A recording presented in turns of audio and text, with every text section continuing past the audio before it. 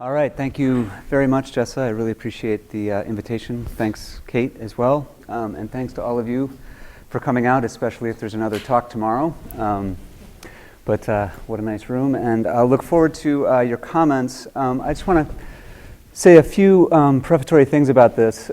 This is a kind of fairly well-known case in Chile that's received a lot of media attention that I'll be talking about today. I've been sort of drawn to it every time it's drawn media attention, and I've worked on it here and there throughout the past several years, but I'm just now working on trying to really get it into a kind of paper. So I would appreciate any kinds of comments you have. One other thing I want to say before I start with the talk in proper is that I'll be using the term poblador, pobladora, pobladores for low-income urban Chileans. I can talk to you a little bit more about the specific valences and meanings of it. But that'll be the expression I use because it does have this very specific kind of contextual meaning in the Chilean context, and sort of the urban poor or low-income urban Chileans doesn't quite do it. So this is the Parque Arauco, and it's a high-end mall in Santiago, Chile. It's well visited, very well known. Its retail, restaurant, and cinema spaces are in quite high demand. The mall itself is located next to a massive real estate development known as Nueva Las Condes, and this features some of the most exclusive office space, apartment residences, and retail outlets on the edge of an area that Chileans refer to as Sanhattan. For its many celebrants, the Parque Arauco and Nueva Las Condes are signs of Chile's successful modernization and its capitalist transformation. And the area is highly valued, a sign of a nation that is orderly and attractive, open for investment and commerce. And here's another image of Nueva Las Condes.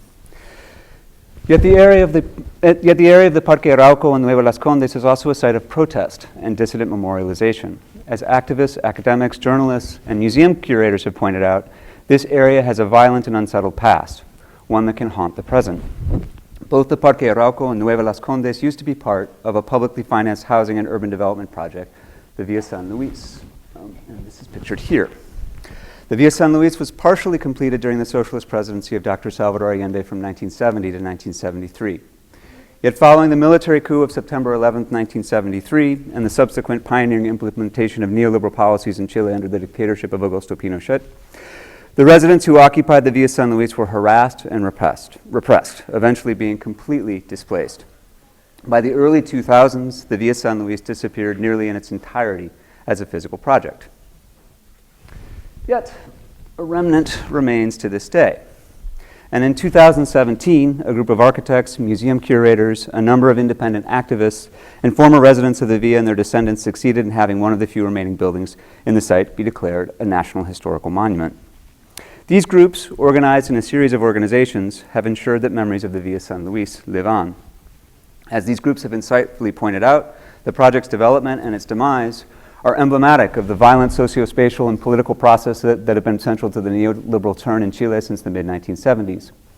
In calling attention to such processes, the Via San Luis is a relatively unique and it's a radical memory site, as it fuses specific acts of state-sponsored repression with the forms of dispossession and ruination that mark neoliberal urbanization in Chile.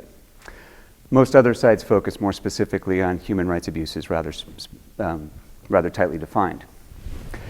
Engaging with how people have sought to memorialize the Via San Luis thus underscores significant avenues through which neoliberalism in Chile can be understood, contested, and critiqued. Yet as a growing number of commentators on neoliberalism have developed, neoliberalism is itself a troubled concept, one that can be both teleological and all-encompassing. This problem can be particularly pronounced in accounts of victims, in which unambiguous denunciation and morally pure victimization often carry disproportionate weight. If neoliberalism is haunted by its multiple forms of violence and its dissident voices, it is also haunted by its forms of analysis and narration, in which other kinds of forgetting, erasure, and elision can be at play.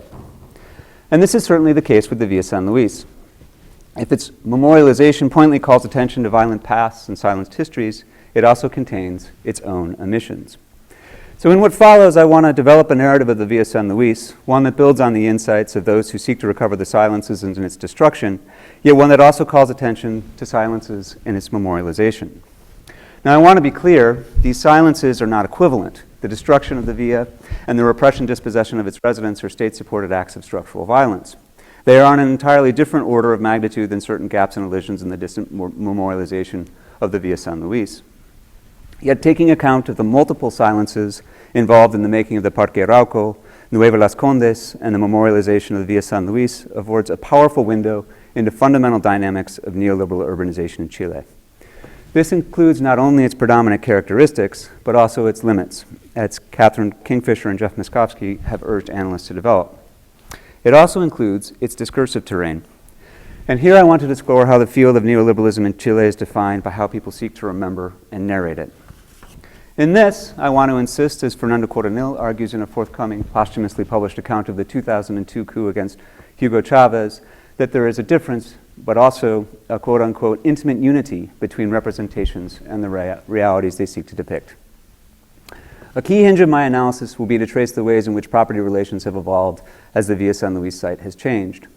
From low-income citizens asserting a right to housing to the most highly valued business firms in all of Chile, many have possessed parts of the Villa San Luis. In a country such as Chile with a deeply embedded liberal property regime, such possession entails rights and responsibilities, including the responsibility to occupy property in a way that can be considered just and proper. This link between property and propriety, I want to be clear, is a myth. As such, it is quite distinct from the celebratory and normative view that liberals such as John Locke and his intellectual descendants today have when they assert that a well-governed property regime naturally leads to a proper state of affairs.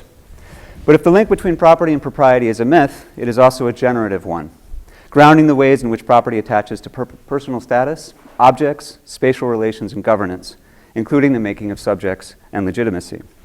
The myth plays a critical role in defining the rights and responsibilities of ownership and citizenship, at the same time that it can provide a powerful space through which to condemn existing property relations, and ways to seek their transformation. The link between property and propriety can thus provide the possibility for opening up property regimes to forms of property that are for social redistribution and welfare. This was, after all, the initial attempt with the Villa San Luis, and it animates the criticism of the Parque Arauco and Nueva Las Condes.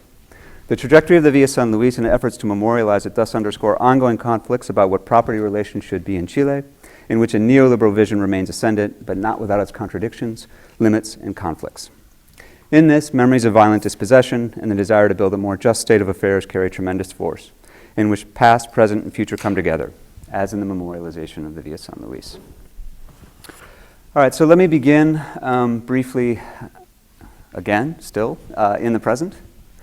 The area of Santiago in which the Parque Arauco and Nueva Las Condes are located, Sanhattan, is obviously quite different from its namesake. Whoops.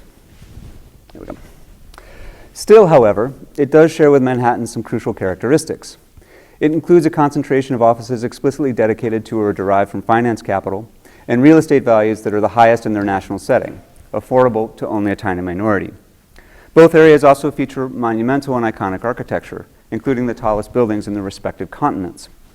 And not inconsequentially, the area also has an extensive public-private security apparatus that plays a critical role in maintaining exclusions and privileges.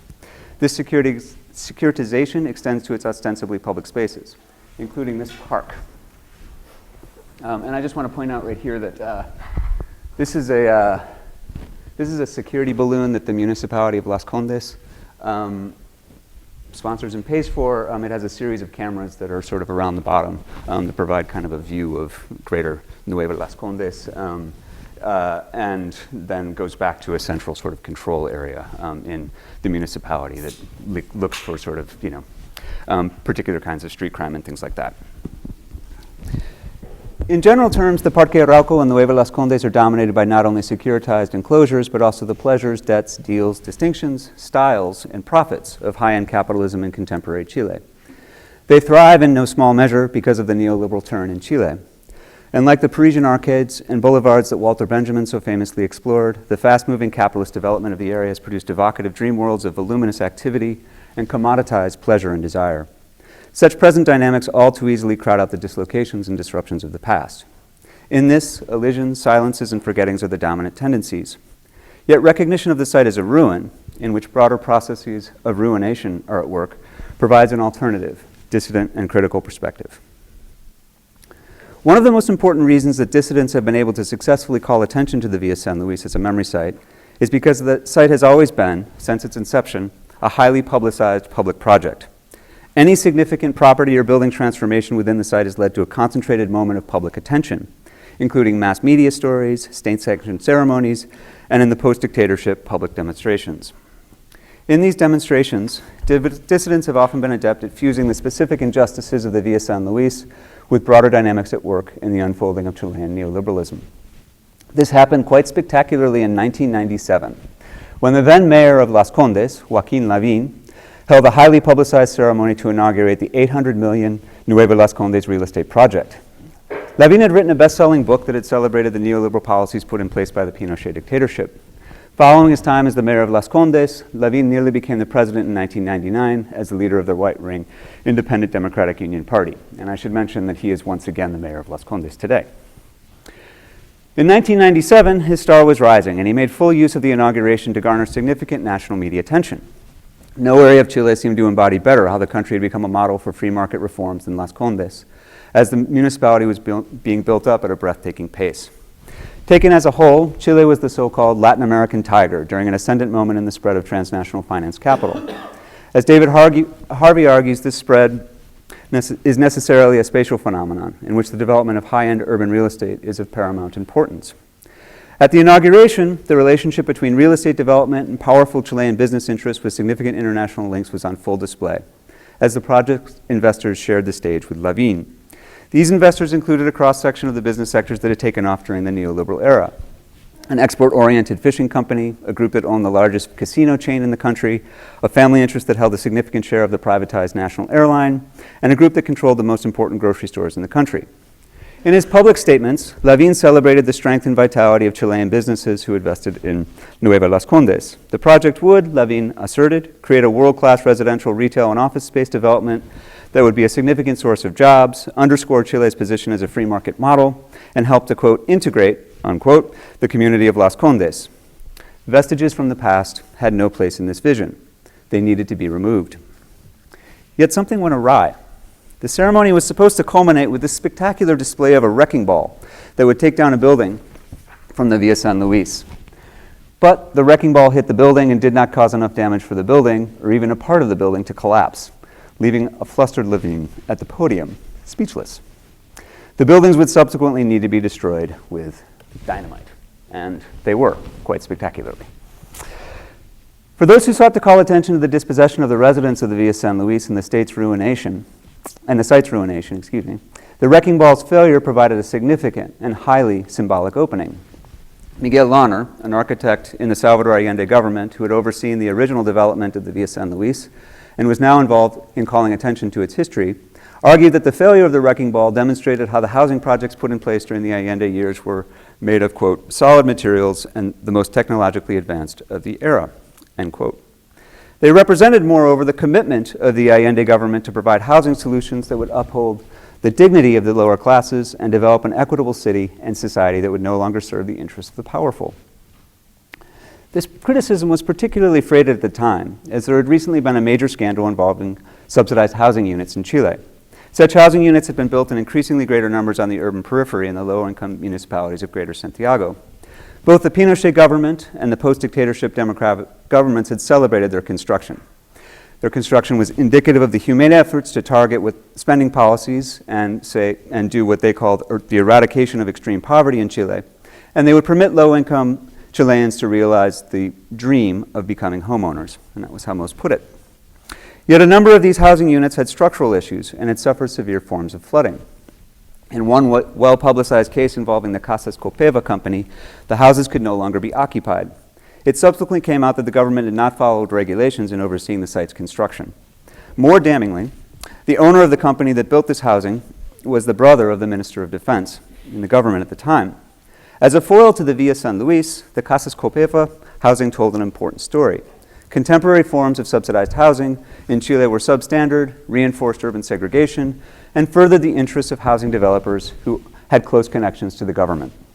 The Allende years, in contrast, were built on the solid foundations of revolutionary solidarity, state commitment, and urban equity. Yet here we come to a silence. The Allende years were full of conflict and unrealized dreams, in which a right to housing and popular mobilization often conflicted with the Allende government's plans for transformation. Urban squatters, in fact, caused serious problems for the government. Both the Allende government and mobilized urban squatters did more than had ever been done to realize a right to housing for all Chileans. Yet the issue haunted the revolutionary government. It was a heavy inheritance from the past that contributed to making the implementation of a just and orderly revolution all but impossible. And so to see this, I want to now return to the site of the Via San Luis before the dictatorship. So in the early 1960s, the 10 square kilometer site that would become the Via San Luis had been an agricultural estate, the Fundo San Luis. The owner of the site had died in the 1930s, donating it to a semi-private charity organization dedicated to health. Yet the owner's children contested the donation in court, a process that held the land in legal limbo until the 1960s. And during this time, the land was not put into any kind of productive use. Throughout, the estate was becoming increasingly valuable, as Santiago's wealthy had, since the 1910s, been abandoning Santiago's downtown core, which had become more congested and less exclusive. And Las Condes was a popular destination for them. Yet the municipality's expansion came in fits and starts, as there were both real estate booms and busts, and development followed the extension of roads and other infrastructure services. Increasingly, moreover, as happened in many parts of Santiago, squatters established homes in neighborhoods and areas of Las Condes, especially in more precarious areas along the banks of the Mapocho River.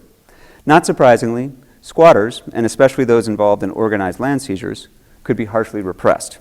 But through struggle and organized activism, generally in conjunction with the socialist and communist parties, squatters increasingly gained a foothold in the city. Squatters and the activists working with them claimed that they had a right to housing. In doing so, they drew on constitutional and legal precedent, in addition to notions that property should serve the public interest. By the late 1960s, the central state often permitted squatters to stay on their lands and develop their homes and neighborhoods. They could only do so, however, if they complied with the requirements the recipients of subsidized housing programs had to fulfill, and if they actively maintained and developed their homes and neighborhoods. In the end, squatters expanded Chile's property regime as they ensured that housing would be a right of citizenship and made homeownership responsive to collective action and organized squatting. Yet certain attachments between notions of property and propriety remained. In response to the surge in the number of squatters, and under the influence of transnational modernist urban architectural visions, the Chilean central government increasingly developed more ambitious projects in housing and urban transformation. And no project was more ambitious than the Via San Luis. In 1965, the Corporation of Urban Improvement, CORMU, a body within the Ministry of Housing and Urbanism, expropriated the Fundo San Luis, making use of its powers to expropriate lands in the name of the public interest.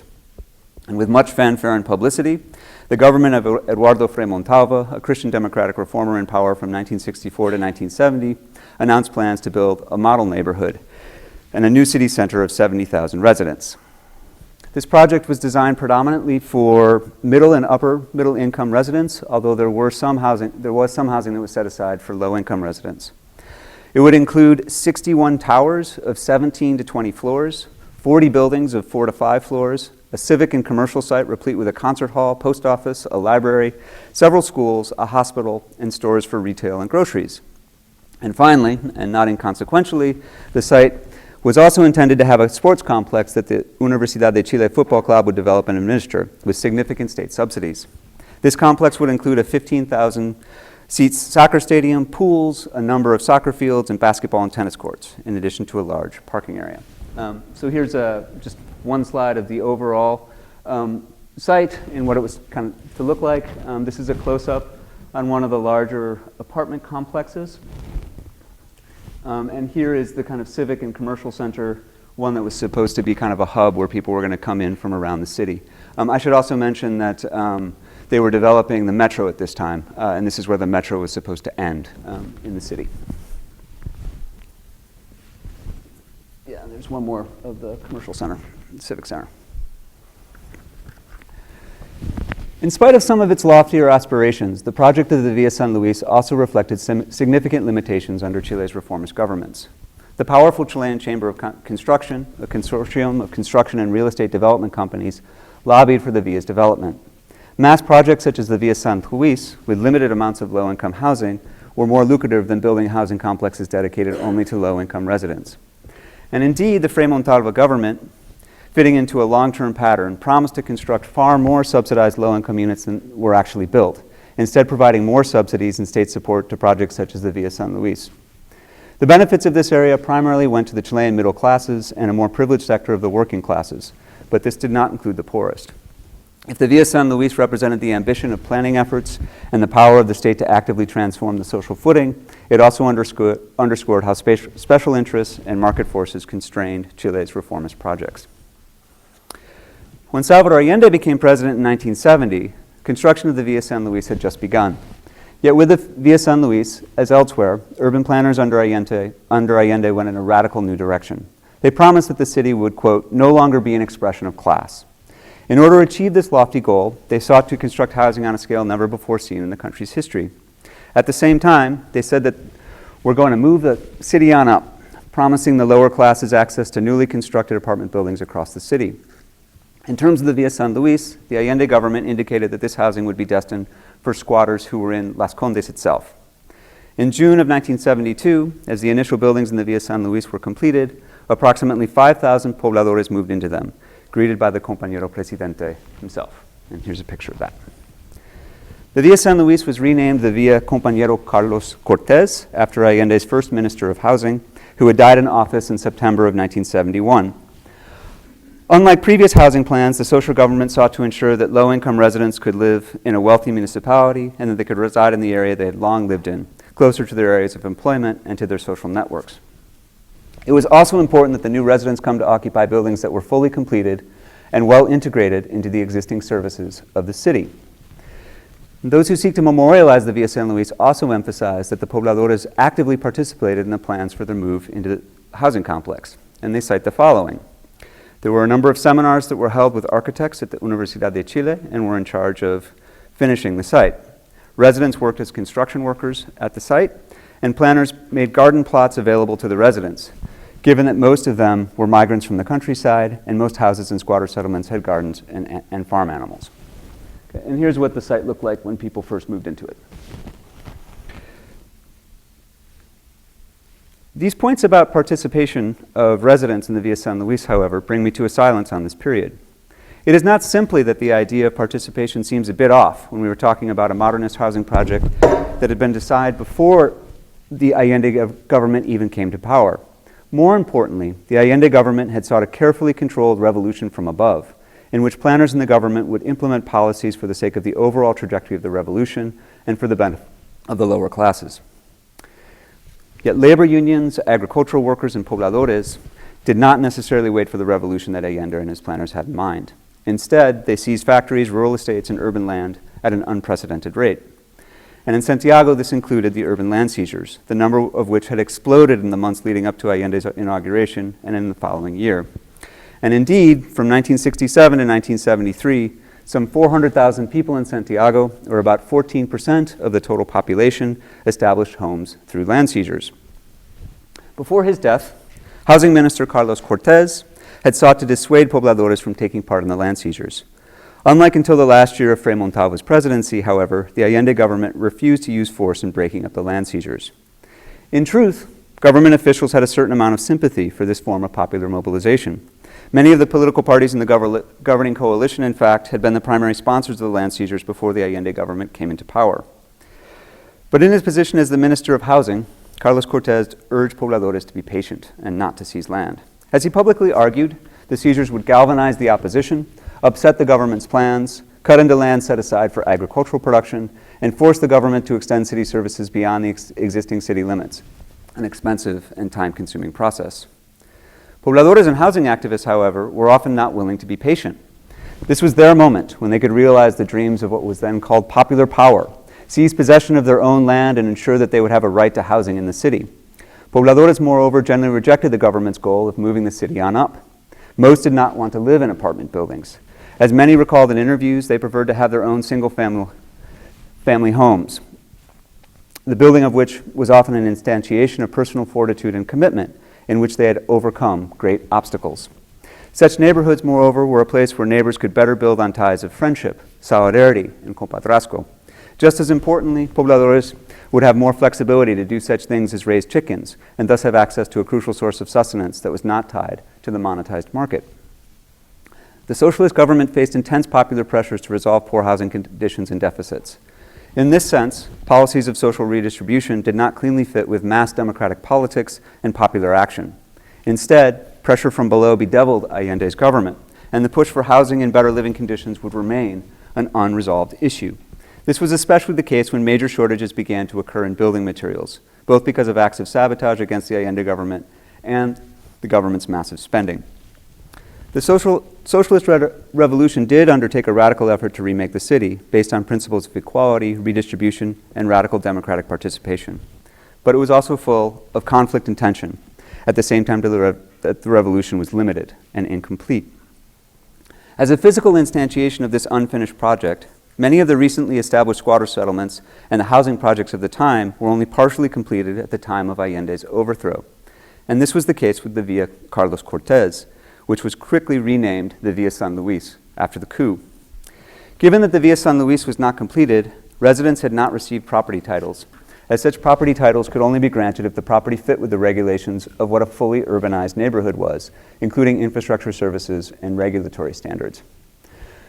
The lack of clear and full property titles was indicative of a time-encrusted bureaucratic link between property and propriety. The dictatorship seized on the lack of full and clear titles to evict residents, a process that began in 1976. Such residents had been making payments on their apartments, something that the dissident memorialization of the Via San Luis often points out, as in this document from a museum exhibit. So this is, just to be clear about this is what one poblador who lived in Via Carlos Cortés and then the Via San Luis had paid in terms of the dividend payments that they had on their mortgages. Yet, despite the fact that they had been making these kinds of payments, residents had little recourse under the dictatorship, especially as the dictatorship had decided to not complete the rest of the construction of the Via San Luis.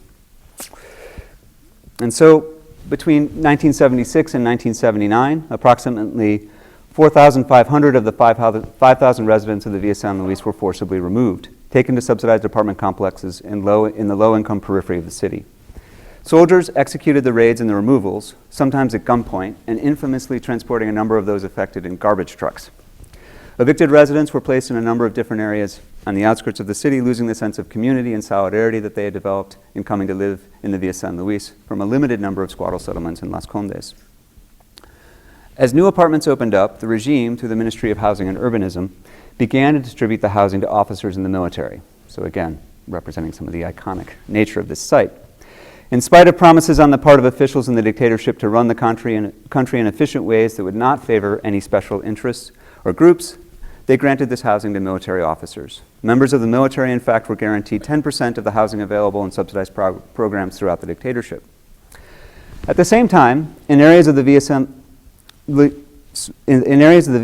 site that had not previously been developed, a group of Chilean and Brazilian investors developed the Parque Arauco, which was the first mall in Chile, as if this place wasn't already freighted enough with symbolism.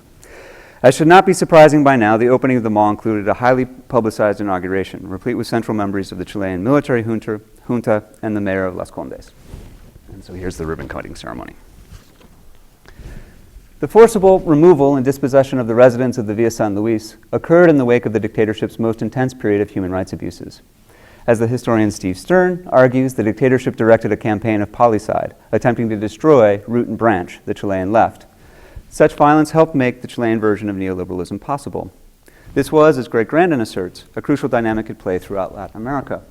Yet it is important to add that this violence had a socio-spatial dimension. A disproportionate number of the regime's victims were pobladores, and they were the only group to suffer whole-scale raids of their neighborhoods. If the regime was driven by an extreme anti-Marxist ideology, it was also driven by class hatreds and a desire to reassert socioeconomic hierarchies and spatial differences. The removal of the residents from the Via San Luis was a part of this process. In fact, the dictatorship removed more than 200,000 pobladores living in squatter settlements or former squatter settlements from wealthy areas of Santiago to the urban periphery, including 21 squatter settlements in Las Condes. And I just have a map that I have to explain a little bit, but this is the area of Las Condes where the Via San Luis site is. This is Providencia, Ñuñoa, and Santiago. These are predominantly wealthier areas of the city. The white circles represent where people were removed from. The black circles represent where they were displaced to. They were almost uniformly taken to these low-income areas of the city. And in fact, that was a deliberate policy of the military dictatorship that they were explicit about. They said that it was best to administer areas of the city that had similar socioeconomic status.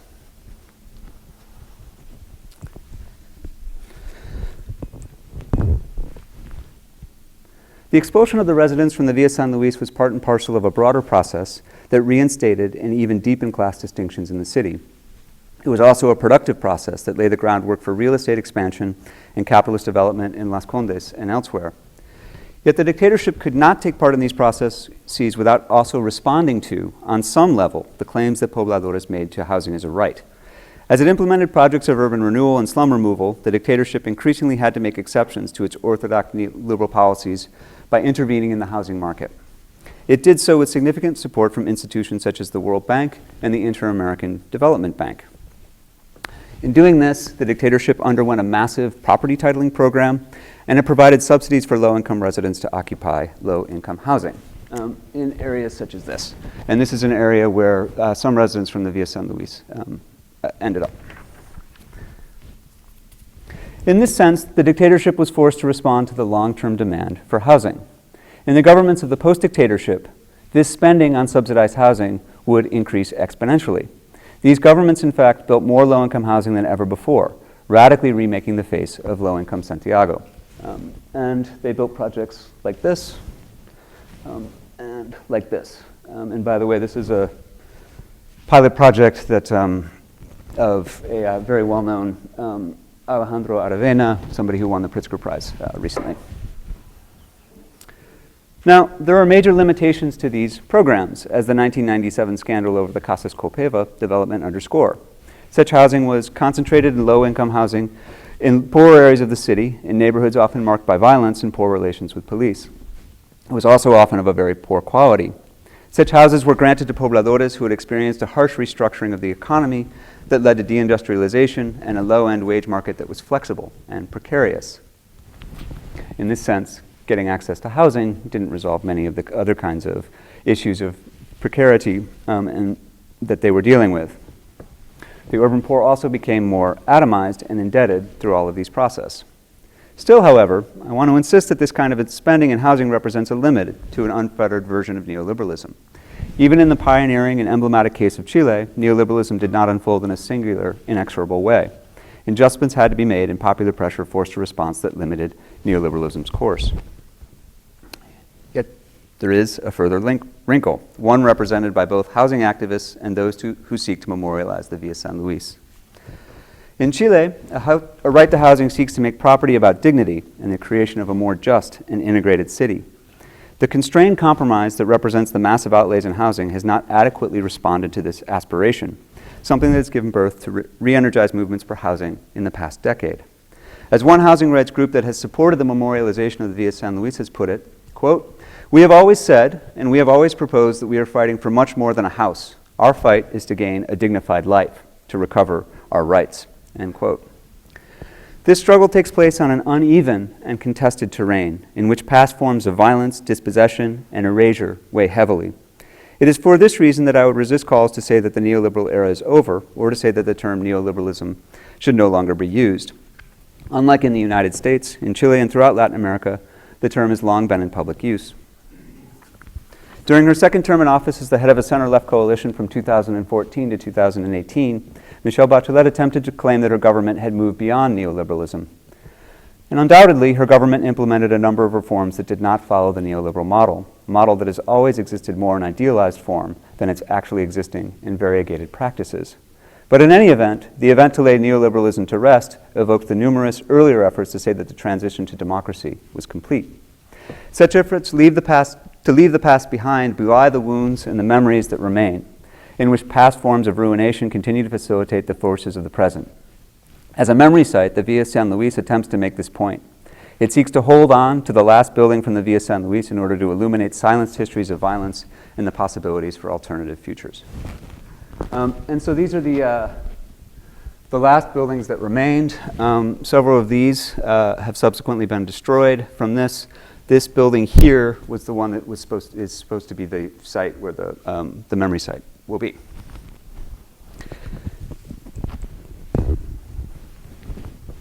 Now, in trying to illuminate these silenced histories of violence and the possibilities for alternative futures, not surprisingly, the site's memorialization has met with stiff resistance.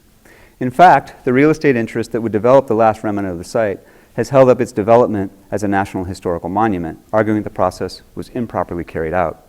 And as of my presentation right here, the case is currently held up in court. So it's unclear as to whether or not it will actually be a national memory site. These final buildings are only here because the last of the original occupants of the Villa San Luis had remained in the site until 2014. When the developers of Nueva Las Condes brought the site from the military officers in the area had sold their apartments right away, perhaps under orders to do so. Yet in the mid-1990s, there had still been approximately 500 pobladores who had lived there since Salvador Allende had been president. They had eventually gained full legal title in the 1980s and 1990s, when the buildings they lived in had finally been developed according to regulations, and they had a solid case as the legitimate owners who had paid mortgages and kept their apartments up. Yet, as with the Nueva Las Condes development, they faced intense harassment and pressure to leave, as real estate interests, the Chilean military, the municipality of Las Condes, and the national government all wanted to demolish the buildings and redevelopment. Many sold. The apartment complexes increasingly fell into disuse and disrepair. As they did so, they became physical instantiations of the ruins of socialism in Chile. And this is especially when many documentary filmmakers and others came to look at these sites. In 2014, the last holdout left, not being forcibly evicted, as had many before, but instead selling a two-bedroom, 400-square-foot apartment for approximately $750,000. The end of the Villa San Luis was seemingly complete. As we have seen, however, both memory struggles and legacies from the past live on. In crucial ways, the Villa San Luis is emblematic of Chile's pioneering fundamentalist neoliberal path, initiated in the early years of Augusto Pinochet's military dictatorship.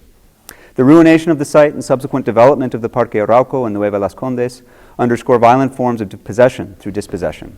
In place of an ambitious state-led urban development project designed and inaugurated in the name of social integration and equity, the area is now exclusive, privatized, and securitized. It traffics in the desires, debts, and practices of conspicuous consumption at the same time that it is built from and sustained through Chile's transnational forms of capital investment. Yet there are also surprising ways in which past legacies contribute to the site's neoliberal trajectory. These legacies both complicate the narratives that memorialize the Villa San Luis at the same time that they form part of the contested and anguished discursive terrain of neoliberalism. In all of these areas, neoliberal urbanization is a haunted, spectral process, including not only its forms of violence and dislocations, but also the ways in which people narrate and discuss it. It is hard for this not to be the case, since neoliberalism, as a historical epic, stands in contrast, implicitly or explicitly, to that which came before. This is especially true in efforts to denounce neoliberalism. Such denunciations are critically important, yet they can misconstrue the nature of actually existing neoliberalisms when they unquestioningly celebrate the past. A focus on property, as C.M. Hahn asserts, provides a more embedded perspective, and as such can be used in the service of a longue durée approach. In this, we can perhaps more clearly focus on the specific terrain of neoliberalism, in which its unfolding force should not be underestimated, but in which its limits, contradictions, and counterpublics can also be revealed.